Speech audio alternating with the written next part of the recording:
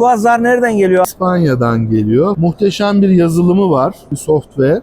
Motosikletin bütün özelliklerini bu software üzerinden kendi cep telefonunuzdan Ha, öyle bir uygulaması var. tabii, App tabii. var. Arızasını bile kendi gösteriyor. Bunun bence de en güzel yanı bir 20 kilogramlık bir bataryası var. Evet, evet. O bataryayı çıkartıp eve götürüp şarj edebiliyorsunuz. Aynen. En güzel tarafı bu. Ve bu motosikletler artık Türkiye'de şu anda piyasada satılmaya başladı. Doğru mu? Evet. Başlandı. Yakın zamanda bu markanın değişik ürünlerini de pazara sunacağız.